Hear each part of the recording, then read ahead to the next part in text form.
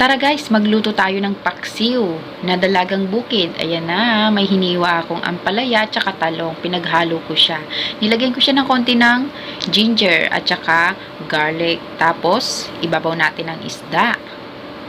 Ang pagkakalam ko sa isdang to ay dalagang bukid kung sa Tagalog. Ay, hindi ko alam kung ano sa English ano. O, basta, isdang pula.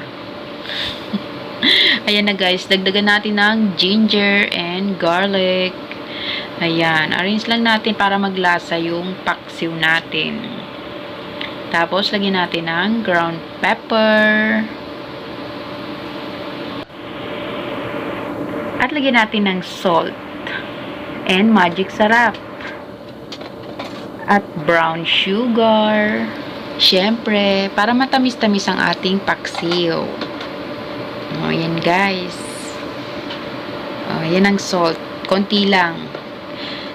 Dagdagan nyo rin to guys ng mantika, konting mantika, kasi nakalimutan ko lagyan. So, ayan, lagay na natin yung suka. Yan yung vinegar. Dato puti ang aking ginagamit. Tapos, lagyan natin siya ng green chili. Ayan, hiniwa ko siya kasi medyo maanghang yan, Tapos, nag-add ako ng konting tubig bago natin pakuluin. Ayan, takpan. Para sabay-sabay siyang maluto. Yung isda kasi guys, mabilis maluto, O, ayan, luto na siya. Ang bilis, no? O, mabilis lang ang paksiw kasi sabay-sabay siyang nilalagay sa kawali. Ayan guys, tikman na natin. Sa amoy pa lang, nagki-crave na ako niyan.